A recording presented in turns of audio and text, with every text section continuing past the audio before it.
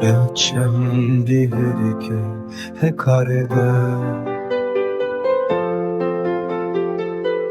از جان خود پیششتو میرو